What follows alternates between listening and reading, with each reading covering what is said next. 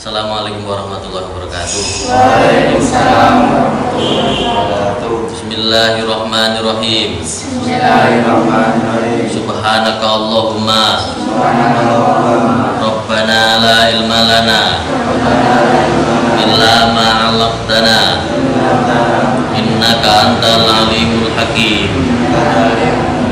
Wa tub 'alaina innaka antat tawwabur rahim. Wa taqabbal minna innaka antas samiul alim.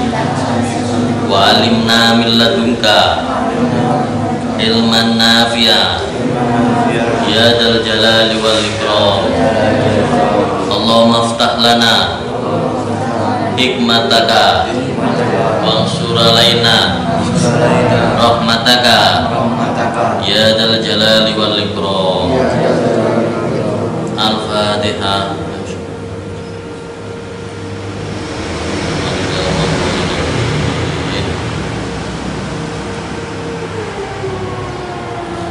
Bismillahirrahmanirrahim.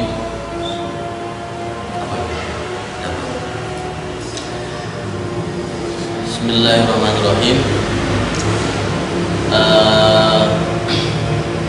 Baik ya, saya kemarin terus terinspirasi dari teman, prihatin dengan kondisi saat ini, ya kondisi saat ini. Jadi banyak anak yang ini ya, saya gini ora sekolah tapi keluyuran, ya kan, keluyuran. Anak SD, SMP, sepeda naik ini ya, sepeda naik, layangan. Terus nih bengi namanya nawaro, warkop. Aktivitas ngaji nih terhenti, aktivitas belajarnya juga terhenti. Terus aktivitas gini ya, pendidikan akhlak itu tidak bisa. Pendidikan akhlak itu tidak bisa hanya sekedar membaca, tapi pendidikan akhlak itu melihat contoh langsung. Makanya para santri-santri itu akhlaknya itu lebih apa jenenge, lebih tertata keramanya ya. Namanya dari tata krama, lebih apa jenenge, sopan, lebih sopan dan sebagainya. Karena apa? Santri itu melihat langsung 24 jam perilakunya kiainya. Ya, coba nih kalian anak apa jenis sekolahmu, kan yang dilihat gurunya kan hanya 1 jam 2 jam. Iya betul kan? Kamu melihat saya misalnya pas pelajaran itu kan hanya berapa jam, 2 jam lah. Tapi kan tidak bisa melihat potret dari guru tersebut. Ya apa kelakuannya kan gitu ya, selama 24 jam. Sedangkan di pesantren itu melihat kiainya itu 24 jam. Sholat jamaah, winitani, ketika berbicara, ketika ceramah, ketika sholat jamaah, ketika wudhu, ketika makan, melihat langsung contoh. Makanya yang dicontoh adalah kiainya. Ya paham ya? Makanya perilaku itu nggak bisa dengan hanya membaca atau melihat di YouTube mungkin bisa, tapi harus melihat contoh nyata. Nah, kalau ini diteruskan, apa yang akan terjadi? Saya khawatir di usia-usia kalian ini akan terjadi loss of, jadi kehilangan beberapa dekade.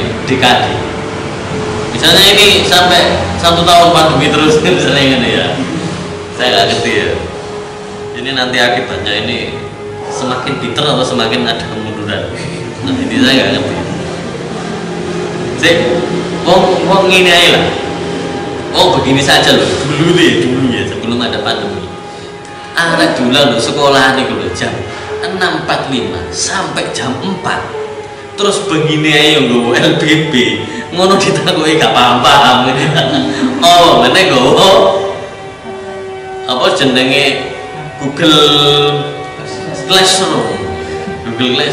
Kerjakan apa nih gurune? Mau ngeredok kerjakan, ganti jelas no belas sebenarnya. Kira-kira paham apa enggak? Oh enggak paham kan ya. Terus kok pinter ya apa ini ya? Kok pinter ya apa? Ayo coba dipikirin. Ya. ini kan apa namanya, di dalam konsep teori pendidikan itu guru itu siswa itu untuk bisa pandai itu ya, pandai baik akhlak maupun lainnya itu harus mengikuti gurunya, mengikuti guru. Misalnya ada seorang syekh ya, seorang guru, itu biasanya santri itu copy paste terhadap ilmunya guru, akhlaknya juga copy paste, ilmunya juga copy paste ya. Sehingga kemudian apa namanya masuk namanya si murid itu. Baik ya, karena itulah maka kemudian saya punya mendasari ya mau ke kajian lah, kajian. Wah, gak mau segini nggak masalah saya. Dari dulu saya sudah terbiasa, anda banyak nggak masalah, nggak masalah saya. Yang penting punya niat yang bagus. Apa ya? Nanti kita berdiskusi. Di dalam Al-Quran, di dalam surat Al-Mujadalah ayat 10, ya, Allah berfirman, A'udzubillahi minasyaitonirrajim. Bismillahirrahmanirrahim. Yarfa'illahu alladhina amanu minkum walladzina utul ilma darajat. Allah akan mengangkat ya, meninggikan orang-orang yang beriman di antara engkau, walladzina utul ilma darajat, dan orang yang diberi ilmu pengetahuan beberapa derajat. Ini saya mengambil tema ini gara-gara begini. Saya menemukan ya, karena saat ini saya juga sebagai wartawan ya, sebagai wartawan yang kemudian berinteraksi dengan banyak umat, banyak kiai, banyak ustaz. Saya akan sampai sebuah kesimpulan begini ya. Ternyata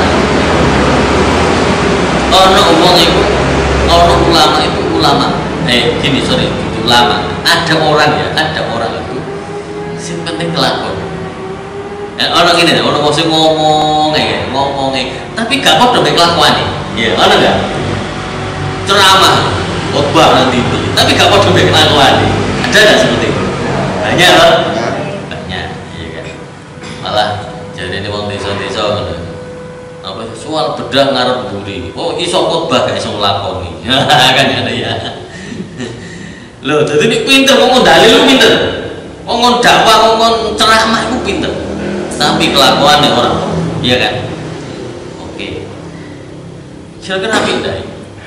Kira-kira bagus enggak? Doa pinter dalil. Pinter dalil. Macam boleh dalil sembarang kali, pinter. Ngomong ngeyel, raja ngeyel.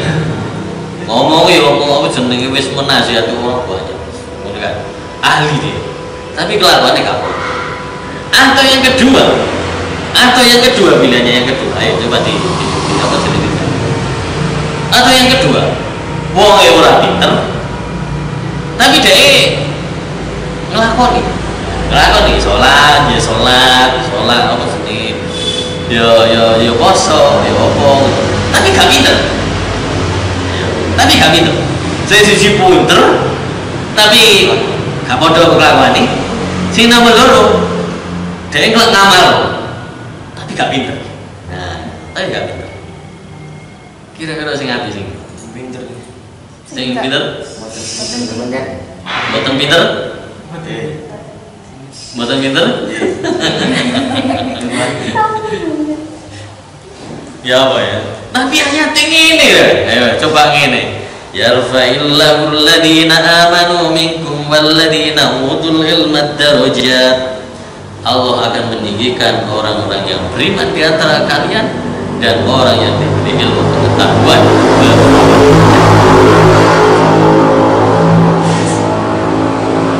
Dalilnya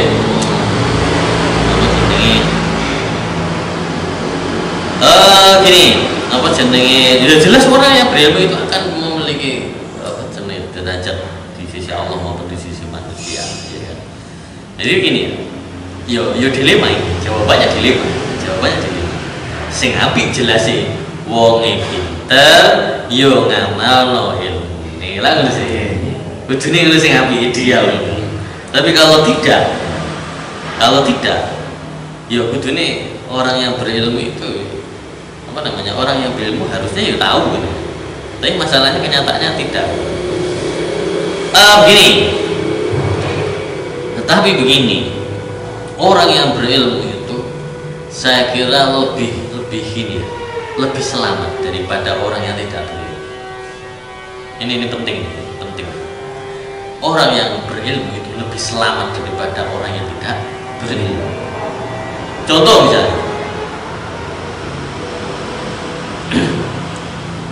iki ana cerita. Iku kita iki ana wong salat. Berarti kan ini ana wong telu salat. Siji dadi imam, sing loro dadi makmum. Kan ngono ya.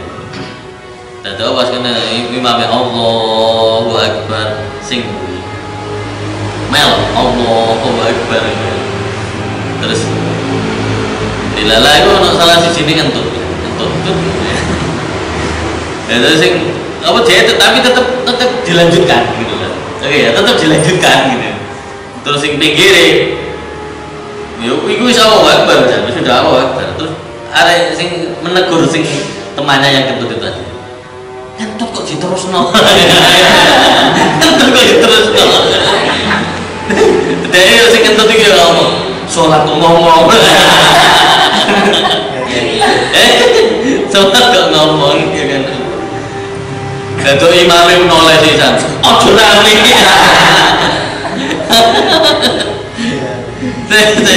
Iki kan ngamal loh. Ngamal salat ya. Salat kan ya. Tapi ini gak ngerti ilmune. Rusak betul ya. Oke. Ya, iya paham ya. Tahu tak ceritani bareng ana wong Cina sing mlebu Islam, durung ngerti ilmune. Tapi wis pengen nglakoni salat. Nah ceritane ana wong Cina nang ngene kiai. Nah, pada ngene kiai mau pengen mlebu Islam. Akhirnya membaca syahadat. Asyhadu an la ilaha illallah wa asyhadu anna Muhammadar Rasulullah. Pak Yai kalau sampun Islam sudah. Oh begitu caranya. Tapi kalau mau Islam kan ono sing sholat itu bagaimana ya Pak Ye? Ya sholat itu begini dijelaskan. Saya itu kepingin sholat Pak Ye. Loh sampai sudah bisa belum? Ya tapi saya pengen sholat. Akhirnya karena orang Cina itu memaksa, akhirnya Pak Ye itu memberi saran. Ya wis begini aja Pak. Sampai nanti sholat maghrib datang saja ke masjid. Datang saja ke masjid. Di masjid itu sampai posisi di tengah jamaah saja. Nanti gerakan apapun di dalam sholat itu ikuti. Sampai nanti bisa ikuti saja. Kalau ada orang gerakan begini diikuti. Kan benar ya? Terus bener lah. Mbak ya ini kan bener lah. Ya. Akhirnya muncul lagi semangat karena sudah bersyahadat kan, pengen nih sholat. Akhirnya datanglah ke sebuah masjid. Dia mengikuti melihat dengan seksama, pokoknya dia betul-betul pengen menunjukkan keislaman. Ketika sudah iqomah, terus dia ingat caranya Pak Kiai ada di tengah-tengah jamaah, kan? Di tengah-tengah jamaah imam. Akhirnya ikut pas imamnya Allahu Akbar, oh begini ya caranya sholat. Dia ikuti Allahu Akbar. Ya, gitu kan. Tapi dia tidak bisa kabirah, nggak bisa Fatihah, belum bisa. Gitu. Terus pas waktu rukuk ikut rukuk. Pas waktu iktidal dia juga ikut iktidal. Oh ini. Terus waktu sujud dia ikut sujud. Ini ada orang di belakangnya orang Cina. Iki yo rada resek, sholat tapi dia sholat tapi resek. Dan itu penasaran. Ini semua orang Cina. Oh hanya mau lagi mlebu Islam. Iku Cina iki wis sunat apa durung? Ya, sekan ya. Wis sunat apa durung? Akhirnya opo? Dia saking penasarannya. Akhirnya terus orang Cina itu digerayahi. Wis sunat apa durung? Terus orang Cina tadi ya yang baru masuk Islam itu tadi ingat apa yang dikatakan oleh Pak Yai tadi. Apa? Seluruh gerakan apa saja yang ada di dalam sholat itu silakan ikuti. Akhirnya dia ngomong, oh nek sholat itu yo, nek pas sujud itu gaya-gaya ngarepe, gaya-gaya ngarepe.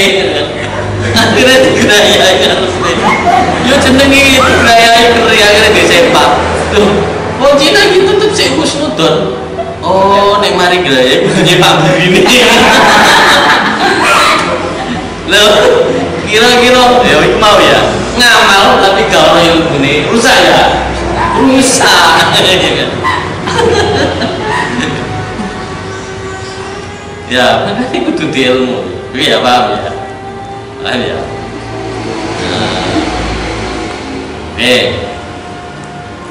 makanya ilmu itu sangat penting sehingga orang itu bisa mengenal halal dan haram ya bisa mengenal halal dan haram bisa mengenal ini mana yang baik dan mana yang buruk itu berkat adanya ilmu oke ya paham ya dan orang yang ahli di bidang ilmu maka dialah yang dinamakan dengan ulama oh ya, orang yang ahli dalam bidang keilmuan maka dinamakan sebagai seorang ulama derajat Ibnu Abbas radhiyallahu anhu berkata derajat ulama itu jauh di atas orang mukmin dengan selisih 700 derajat sedangkan jarak antara dua derajat kira-kira perjalanan 500 tahun. Jadi ini wong duwe ilmu iku yo derajatnya luwih tinggi. Ya, derajatnya luwih tinggi daripada orang yang tidak berilmu. Orang tidak berilmu itu gampang tersesat. Jadi orang-orang yang tersesat itu ya orang-orang yang ikuti aliran-aliran tersesat itu biasanya ilmu rumah ya tapi dia nggak menelusuri teks tidak menelusuri apa jenis ilmu dengan jelas makanya kemudian banyak orang yang tersesat ya kayak contoh-contoh yang saya contohkan tadi innama yakhshallahu min ibadihil ulama sesungguhnya dari hamba-hamba Allah yang paling takut kepada Allah adalah ulama coba sekarang ini bedanya antara ulama dan tidak ulama itu apa? Ayo apa bedanya? Seorang ulama itu akan merasa takut ketika melakukan perbuatan ini. Apa jenis melakukan dosa ini? Yang dilihat itu adalah Allah karena ulama itu tahu bahwa segala perbuatan manusia itu dilihat oleh Allah. Maka ketika melakukan perbuatan dosa, melakukan perbuatan maksiat, beliau yang paling takut. Sedangkan orang awam, orang bodoh misalnya, orang yang jahil, orang yang bodoh, itu kan tidak tahu. Walah, sementing saiki meni kan ngono jawabannya. Iya kan? Aduh ayam lo sementing seneng ya. Orang berjudi, apa tahu? Kalau ulama ulama ngopi lah ya, ulama ngopi loh, gak pantas ini. Iya kan? Karena di situ ada ilmunya. Ketika ngelakoni ini, semuanya segala sesuatu itu di ilmu. Tidak hanya sekedar apa jenenge anut guyu, kanca ning ngene melok, kanca ning ngene melok. Di dalam hukum Islam, tidak ada sesuatu yang tidak ada hukumnya. Kamu ingat-ingat ini. Tidak ada sesuatu perbuatan. Ya, tidak ada sesuatu perbuatan yang tidak ada hukumnya. Semuanya pasti membutuhkan sebuah hukum. Wih, paham kira-kira? Contohnya misalnya gini, sholat gue masker itu, hukumnya apa? Kan gitu ya. Nah, ini kan, apa jenis wong awam gak ngerti ilmu ini kan, wes pokoknya maskeran, ya kan? Sekarang ini mana? Kayak ingin tadi kita bahas itu, pakai apa jenis ini apa? Hand sanitizer, pakai alkohol, boleh enggak? Macam-macam. Jadi, ulama itu memahami segala sesuatu itu, melihat dari hukum dulu, dari apa jenis ilmunya dulu. Ngelakoni ini kira-kira Allah ridho enggak? Ini hukumnya ya. Tapi nih mau bodoh alah. Sampai naik lah. Kan sampai naik lah. Ya, paham ya kira-kira ya. Makanya ulama itu paling takut kepada Allah. Ya, paling takut kepada Allah. Tidur saja loh ilmu. Tidur yang beribadah sama tidur yang tidak beribadah. Iku ono Jadi aku ngorok pirang jam. Ngorokmu sak rokan itu jadi ibadah, jadi berpahala. Iso berpahala. Jadi tidur berpahala, tidur yang berpahala dengan tidur yang tidak berpahala itu bisa terjadi karena ada ilmunya. Ayo ya apa bicara? Ayo turunmu bisa dalam turun, tapi tetap teralirkan pahala. Ya udah ilmu nih. Contohnya misalnya, ya niat sama niat. Aku niat tidur ya, aku niat turu. Kompen aku kuat ibadah. Maka tidurmu akan bernilai ibadah. Ya kan? Kayak puasa misalnya. Timbangan aku rasa-rasa. Timbangan aku maksiat. Aduh lu apa itu dulu? Misalnya gitu ya. Aduh lu apa itu dulu? Ya kan? Maka tidurmu akan menjadi ibadah. Akan memiliki nilai-nilai, akan mendapatkan pahala. Daripada untuk pelak masih sawi, tidak ada nilai ibadahnya karena tidak ada niat di dalamnya. Oke, paham ya? Saling ini mana? Jumlah ini penting ya. Biar nanti jadi orang kaya. Boleh nggak kaya? Boleh. Kenapa boleh? ya boleh. Boleh nggak jadi tuan takut? Jadi tuan takut. Soal tanahmu wakeh. Kan tuan takut ini kan. Dari India itu biasanya duit tanah akeh itu tuan takut. Boleh tidak punya tanah banyak? Boleh. Tapi kamu harus punya niat. Gitu. Begini duit akeh. Tukonnya tanah-tanah pinggir-pinggir rumah bukan tak tukon kan. Desa-desa pusing tanah-tanah nganggur tak tukon kabeh. Terus niatmu ini ben gak digawe karaokean misalnya nih, ben gak digawe tempat karaokean, ben gak digawe tempat pijet plus ya kan? Karena tanahmu, ya kan? Nah, berarti kamu membeli tanah itu niatnya adalah supaya tidak banyak orang yang melakukan jenis tempatnya jenis tanah bumi ini tidak dijadikan sebagai maksiat oleh banyak manusia. Maka membeli tanahmu itu menjadi ibadah. Ngono. Ilmu niku kudu ngono. Ya paham ya? Kalau misalnya nanggone kafe akan bernilai ibadah dan tidak ibadah, itu yo ono ilmune. Lho kan ngono. Timbangannya aku nanggone individu sing karaoke gede ndi? Gerah kopi saja gitu ya. Gerah kopi gitu. Misalnya gitu. Satu. Apa ngopi ini guyon ya. Ngopi nduk kene guyon kan enggak masalah. Iya kan? Daripada kamu melok karaokean nggone gerah kopi misalnya. Ya kan? Dadi maksiat. Iya, paham ya? Jadi ternyata segala hal, banyak hal kalau di ilmu itu akan menjadi nilai ibadah. Nah, apa itu tidak ada ilmu nih? Yo, apa jenenge hanya sekedar ngakoni, tapi tidak ada apa jenenge di sini itu tidak ada nilai, tidak ada niat. Innamal a'malu binniyat, segala sesuatu itu didasarkan kepada niat. Iya, paham ya? Aku misalnya apa jenenge SD misalnya, mari SMA terus nikah. Terus gini, ya tapi ini aku ngene ditoto. Timbangan aku maksiat. Ya, timbangan aku maksiat. Ya kan? Jadi memang nikah akan menjadi nilai ibadah. Betul kan? Wah, aku maksiat terus ya. Jadi ketika melakukan perbuatan itu untuk menghindari perbuatan dosa yang lebih besar, maka perbuatan itu akan dimulai. Oke ya, paham ya kira-kira. Maka orang-orang yang seperti itulah orang-orang yang memahami tentang segala ilmu itu, maka dia akan diangkat derajatnya oleh Allah.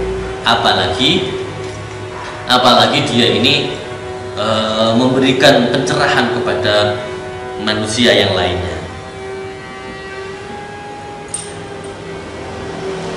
Di dalam hadis Nabi mengatakan, barang siapa berangkat pergi di pagi hari dengan tujuan mencari ilmu, maka para malaikat akan mendoakannya dan diberkahi kehidupannya. Saya itu ya gara-gara ngaji kitab ta'lim, gara-gara ngaji kitab ta'lim. Saya masih ingat ngaji di apa kita tahu bahwa wong boleh ilmu ya, doleh ilmu. Itu malaikat itu akan mendoakan orang yang menuntut ilmu. Ya, orang yang menuntut ilmu. Tidak hanya sekedar malaikat, tetapi ikan-ikan di samudra itu juga mendoakan orang yang menuntut ilmu. Ayo bayangno, Iwan Sugoro itu piro ae ayo kan, piro ae kan. Iku mendoakan orang yang menuntut ilmu. Dan ada jaminan juga, tidak tahu saya lupa keterangan di hadis mana ya, bahwa orang yang menuntut ilmu, orang yang menggunakan hartanya untuk doleh ilmu, maka rezekinya itu akan mengalir seperti aliran sungai. Dan itu saya mau buktikan. Jadi waktu SMA itu saya tidak disetujui orang tua saya untuk sekolah, untuk kuliah. Tapi saya nekat kuliah di Surabaya, di Surabaya. Terus apa namanya? Ya biayanya ya. Saya kadang jaga WC, melok uli bangunan. Tapi rezeki min haitsu la yahtasib. Rezeki itu mengalir ya tanpa disangka-sangka. Ya tetap ya saya bisa membeli buku, juga bisa bayar SPP ya. Bayar SPP sampai wisuda. Ya wallahu ternyata bisa itu. Dan saya percaya bahwa ketika kita itu niat menuntut mencari kita akan dimudahkan oleh Allah dengan rezeki yang tidak disangka-sangka. Itu yang harus kamu yakini. Kalau misalnya kuliah alasannya mesti gak ada duit, mesti gini loh, gak ada duit, orang tua saya begini kan ada alasannya rata-rata seperti itu. Tapi nek dilakoni misalnya, nek dilakoni tenanan, ya insya Allah rezeki itu min haitsu la yahtasib. Rezeki itu tidak disangka-sangka, akan datang dengan sendirinya. Saya itu pernah membuktikan beberapa kali, kalau ini saya pernah membuktikan. Jadi tahun 2007-2008 itu saya mengkuliahkan istri saya. Tahun 2010 saya itu juga S2. Bayangkan. Saya 2010 itu saya juga S2. Jadi saya membiayai kuliah istri saya. Saya juga kuliah S2. Ya. Paham ya? Ternyata ya, mampu gitu. Padahal gajinya saya, istri saya tidak kerja. Jadi tak kuliah, no. Aku US2. Aku US2. Loh, bayang no. Tapi ternyata min haitsu la yahtasib itu terjadi. Rezeki yang tidak disangka-sangka ketika orang menuntut ilmu itu terjadi. Makanya itu kadang-kadang saya heran. Wong tua kok ngeluh untuk biaya anaknya sekolah. Kamu juga misalnya mengeluh mau membeli buku ini, mengeluh. Padahal janji Allah, orang yang menuntut ilmu, orang yang menuntut ilmu lah, doleh ilmu lah, itu akan diberikan rezeki min haitsu la yahtasib. Dan itu harus kamu percaya. Dan saya pernah membuktikan itu berkali-kali. Dan ketika kamu itu ahli di bidang ilmu, saya yakin Allah itu akan mengangkat derajat. Saya itu belum keluar dari ini ya. Saya S2 saya itu kan manajemen pendidikan Islam. Saya belum keluar, belum wisuda, itu sudah dilamar menjadi kepala sekolah SD, walaupun SD. Tapi kan udah saya gini, oh ya saya pelajari manajemen pendidikan, lu langsung diminta untuk menjadi kepala sekolah, karena saya mengalami manajemen pendidikan, langsung jadi kepala sekolah. Ya, belum jadi kepala sekolah, ya masih sudah jadi kepala sekolah lagi, saya malah justru diminta untuk jadi dosen. Loh. Nah itu yang dinamakan dengan diangkat derajatnya. Ini sih indah Allah indah nas ya. Di mata manusia, di mata Allah Allah. Nah, makanya kamu harus mengenai usia nom ini harus nuntut ilmu sebanyak-banyaknya. Ya sebanyak-banyaknya. Saya ini karena saya kecintaan saya terhadap ilmu itu, saya pernah sampai ke level apa? Waktu saya itu sudah beristri ya, saya itu masih membayangkan saya itu masih sebelum beristri aja. Jadi saya dulu sebelum sebelum diprotes sama istri saya, itu pagi itu udah SMA 3, sore itu udah SMA PG sampai maghrib. Maghrib itu habis maghrib ya pulang, habis sisa itu langsung berangkat lagi. Apa jenisnya? Saya belajar bahasa Inggris. Nanti tiap berapa anak ngaji sampai jam 12 itu saya jam 12 sampai subuh itu ya. Nah itu tiap hari terus ada diprotes sama istri saya soalnya jarang ketemu. Akhirnya beberapa kegiatan kemudian saya tidak tidak saya teruskan. Nah ini gitu. Jadi wong nek dalam koridor ilmu insya Allah itu dimuliakan. Ya. Saya belajar IT pun banyak loh. Saya itu sekarang di organisasi ini malah saya nggak pernah ngelamar, malah saya dilamar. Bayangkan, malah saya dipaksa. Bayangkan ya. Saya kan fokus di LTN Kabupaten. Nah, ternyata kemarin itu saya diminta untuk masuk LSM, masuk NGO. Saya udah minta, malah dimasukkan di grupnya. Saya disuruh jadi anggotanya. Saya tidak minta. Karena saya hobi nulis, akhirnya banyak orang yang datang ke saya untuk minta dibimbing. Kayak itu tadi. Saya pulang ke Lamongan juga dicari orang jurusan baik orang jenis kuliah di Madura. Jurusan ekonomi, bayangkan. Saya kan PAI, tapi suruh untuk membantu mengatasi skripsinya jurusan ekonomi. Bayangkan kemarin lagi itu saya diminta untuk menyelesaikan skripsinya jurusan farmasi. Aneh kan? Aneh kan? Tapi wallahualam saya cuma fokus untuk ilmu. Saya yakin kalian semuanya sementing saya tak boleh. Persoalan pinter dan tidak pinter itu kan bukan kewajiban. Yang kewajiban adalah tolabul ilmu. Sekian. Saya tutup dengan uraian begini.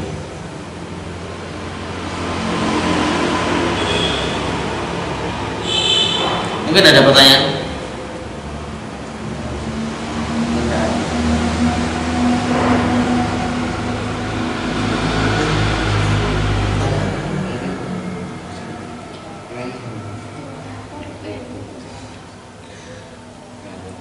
Ini ada kata-kata mutiara yang sangat bagus. Hadis yang sangat bagus.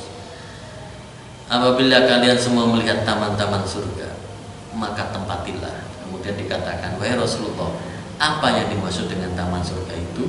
Beliau menjawab, taman surga itu adalah taman yang digunakan untuk diskusi dan pertukaran ilmu. Ya, Imam Atta berkata, yang dimaksud taman surga itu adalah majelis-majelis, tempat-tempat yang digunakan untuk membahas masalah halal dan haram. Bagaimana cara engkau melakukan jual beli, bagaimana cara engkau melakukan sholat, bagaimana cara engkau mengeluarkan zakat, bagaimana cara engkau melakukan ibadah haji yang sempurna, bagaimana cara engkau melakukan pernikahan, bagaimana cara engkau mencerai istri dan lain sebagainya. Oke. Nah, saya malah kemarin memulai ini gitu ya. Kemarin saya diceritani sama kepala sekolah SMA 3. Ono wong haji gak gelem haji wadah. Lucu kan? Ngerti haji wadah? Padahal nek wong gak haji wadah, itu berarti gak sah haji. Wis penting kok ati Gusti Allah. Ono wong gak gelem salat gara-gara apa? Yang namanya salat kan pokoknya eling Allah, eling ati niku eling nang Gusti Allah. Akhir gak gelem salat. Bener ya, hati-hati model-model kayak gitu.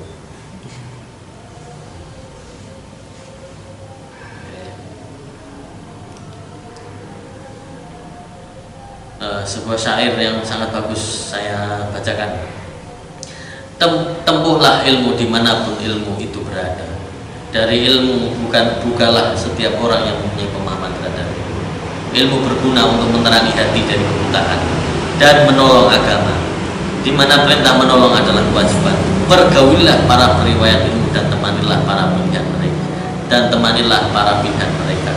Maka persahabatan dengan mereka, orang-orang yang ahli ilmu itu, ulama, adalah sebuah hiasan, dan bercampur dengan mereka adalah sebuah keberuntungan. Janganlah engkau palingkan kedua pandanganmu dari mereka. Sesungguhnya mereka ibarat bintang gemintang yang menjadi petunjuk. Bila satu bintang hilang, maka muncul bintang yang lain. Demi Allah, seandainya ilmu tidak ada, niscaya hidayah tak akan tampak, dan tak tampak pula tanda-tanda perkara yang lain. Ya. Ilmu itu penting, ya. Orang yang membawa ilmu itu juga penting sekali, dan kamu harus hormat kepada beliau-beliaunya.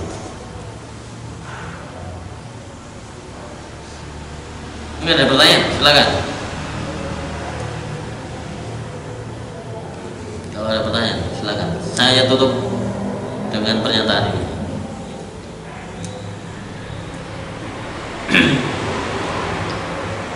Abdullah bin Amr bin Ash, ia berkata, aku mendengar dari Rasulullah Shallallahu Alaihi Wasallam.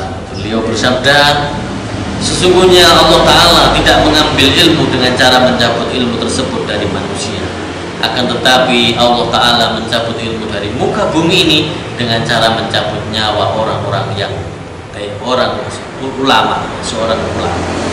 Sehingga jika seorang alim sudah tidak tersisa, masyarakat mengangkat para pemimpin yang bodoh. Maka ditanyalah pemimpin-pemimpin itu tentang masalah keagamaan. Kemudian mereka memberikan fatwa tanpa berlandaskan ilmu pengetahuan, sehingga mereka menjadi sesat dan menyesatkan orang lain.